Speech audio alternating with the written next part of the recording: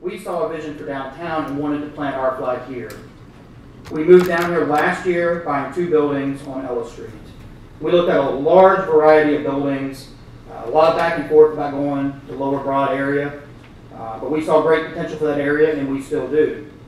But a lot of the discussion centered around not wanting to be around strip clubs. But we did our due diligence. We did our homework on the existing codes and ordinances and saw that at some point these clubs would go away because the city had already addressed this issue and dealt with it years before. Therefore, we made an investment. We spent over $1.4 million on 2 buildings on Ellis in the last 2 years. We've renovated both buildings and moved over 40 employees to Lower Broad. We've invested in our community in a positive way, and we have invested in the future of downtown. But we're not alone. There's a lot of residents, developers, and business owners that are also invested in downtown.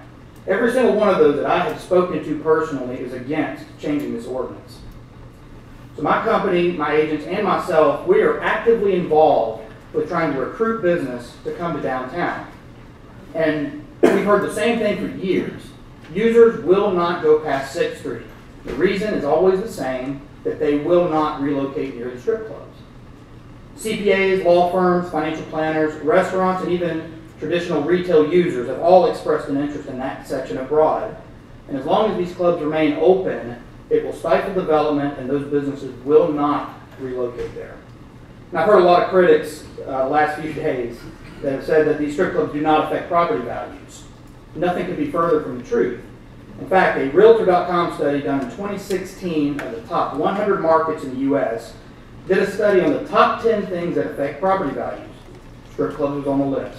The only thing that was higher than strip clubs was bad schools. In fact, if you look at that study in detail, the average decrease in property value was 14.7% in or around strip clubs.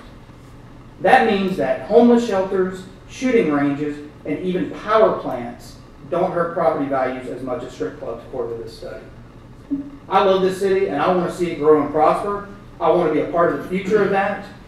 And we have tremendous momentum downtown right now that has never been seen before in both retail, office space, and multifamily apartment growth. I have a vision for this city, as I know each of you do.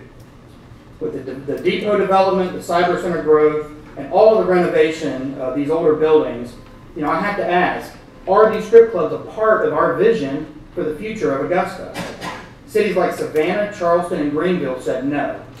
They were not part of their vision for their city. I believe that it should not be a part of our vision as well. Again, I thank you.